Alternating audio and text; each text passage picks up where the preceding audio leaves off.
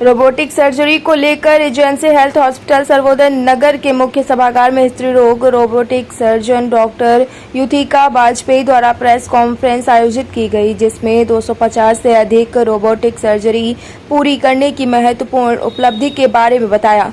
कार्यक्रम में उत्तर प्रदेश के वरिष्ठ स्त्री रोग रोबोटिक सर्जन डॉक्टर युथिका वाजपेयी ने रिजेंसी हेल्थ में स्त्री रोग में रोबोटिक सर्जरी की जानकारी साझा की। इस अवधि के दौरान डॉक्टर वाजपेयी ने रोबोट की सहायता से 30 से अधिक स्त्री रोग संबंधी सर्जरी सफलतापूर्वक की है, जिनका कंबाइंड टोटल हिस्टेरेक्टमी, सैक्रोस्पिनस फिक्सेशन और कल्डोप्लास्टी रोबोट की सहायता से 7 डायोमेक्टोमी और गंभीर एडोमेट्रियोसिस का प्रजनन क्षमता सुधार के लिए 2 पेल्विक एनाटॉमी बहाली के साथ इलाज किया गया। प्रेस कॉन्फ्रेंस में डॉक्टर वाजपेयी स्त्री रोग संबंधी कैंसर और प्रोलैप्स की रिपेयर के लिए उन्नत रोबोटिक सर्जिकल तकनीकों की शुरुआत की भी जानकारी दी, जिससे रिजेंसी हेल्थ में रोबोटिक सर्जरी के दायरे का और विस्तार होगा। डॉक्टर वाजपेयी ने कहा, 250 अधिक रोबोटिक सर्जरी एक मील के पत्थर है तथा आधुनिक चिकित्सा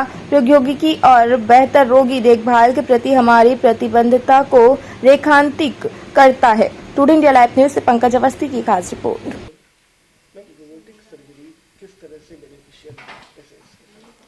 रोबोटिक सर्जरी गायनी के पेशेंट में काफ़ी लाभकारी सर्जरी है, बिकॉज़ ये पेशेंट को बहुत सारे एडवांटेजेस देती है। जैसे कि सर्जरी का ड्यूरेशन कम हो जाता है, तो जो सर्जरी ऑन एन एवरेज 1 से 2 घंटे की सर्जरी होती है, वो सर्जरी करीब 20 मिनट में कंप्लीट हो जाती है। इसके अलावा ब्लड लॉस बहुत कम होता है। तो ऑन एन एवरेज अगर यूट्रस की सर्जरी हम लोग दूरबीन विधि से करते हैं तो करीब 100 ml के करीब ब्लड लॉस होता है। या ओपन सर्जरी जो आम सर्जरी होती है, जिसमें बड़े चीरे से सर्जरी करते हैं, तो 200-250 ml तक ब्लड लॉस हो जाता है। आपकी रोबोटिक सर्जरी में less than 20 ml blood loss, तो एकदम ब्लड लेस सर्जरी होती है।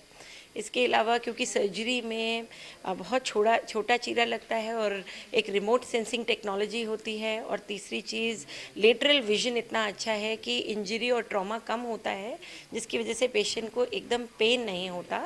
पेन फ्री सर्जरी है ये, और पेशेंट की अर्ली रिकवरी होती है क्योंकि हमें कम दवाइयाँ देनी पड़ती हैं। इन्फेक्शन बहुत ही कम चांसेस हो जाते हैं, बिकॉज छोटा चीरा है तो पेशेंट की छुट्टी भी जल्दी होती है। और इसके अलावा क्योंकि लेस ट्रॉमा की सर्जरी है, तो उसकी हीलिंग भी फास्ट होने की वजह से वो रिटर्न टू फंक्शन, मतलब कि अपने जो काम वो सर्जरी से पहले करते थे या जब बीमार नहीं हुए थे उससे पहले करते थे, वो सारे काम में रिटर्न टू फंक्शन उनका फास्ट होता है। एक ओपन सर्जरी में अमूमन 1 महीने का हम पेशेंट को रेस्ट बता देते हैं कि आप जो हैं कहीं ट्रैवल नहीं करेंगे, कोई काम नहीं करेंगे। लैप्रोस्कोपी में वही चीज़ हम लोग जो है करीब 15 दिन के आसपास की बताते हैं। यहाँ पर हम 7 दिन में ही पेशेंट को कहते हैं कि आप अपने घरेलू काम तो धीरे धीरे सब शुरू कर सकते हैं। रोबोटिक कितनी सफल सर्जरियां की जा चुकी हैं तो और आगे का लक्ष्य क्या है? रीजेंसी हॉस्पिटल में हम लोग ने जनवरी से रोबोटिक सर्जरी शुरू करी और 250 केसेस कर चुके हैं। गायनेकोलॉजी डिपार्टमेंट में हम लोग 50 केसेस कर चुके हैं, और आगे आने वाले नेक्स्ट 6 मंथ्स में हम इसको एडवांस करके रेडिकल हिस्टेरेक्टमी यानी कि कैंसर सर्जरीज़ की तरफ लेके जाएंगे, जो कि ज़्यादा जटिल सर्जरी होती हैं। और कैंसर सर्जरी मिनिमल, मतलब लैप्रोस्कोपी की विधि से बहुत कम जगह होती हैं, और ये रोबोटिक सर्जरी में बहुत एडवांटेज है कैंसर सर्जरी का, तो हम इसे उस तरफ लेके जाएंगे। गोल है कि नेक्स्ट 50 केसेस हम अनदर 3-4 मंथ्स में कंप्लीट करें, जिसमें रेडिकल हिस्टेरेक्टमी हो, कैंसर सर्जरी हो, प्रोलैप्स की सर्जरी हो, और एक और रिप्रोडक्टिव मेडिसिन की सर्जरी होती है। जिन लोगों की ट्यूब्स बंद हो जाती हैं या बंद करवाई हैं, उन्होंने बच्चा बंदी का ऑपरेशन कराया है और किसी कारणवश को उनको खुलवाना है, तो पहले वो बड़े चीरे से ही खुल पाता था और उसके बाद में बच्चे की डिलीवरी भी सिजेरियन से होती थी। रोबोट में ये एडवांटेज हो जाएगा कि वो बहुत कारगर तरीके से ट्यूब को रिविजन सर्जरी होगी छोटे चीरे से, तो आगे उनको नॉर्मल डिलीवरी का भी चांस बना रहेगा। कि पेशेंट्स जो भी होते हैं या जो भी गार्जियंस हैं, वो देखते हैं कि एडवांस टेक्नोलॉजी में एक्सपेंसेस ज़्यादा आते हैं, उस पर क्या कहेंगे आप?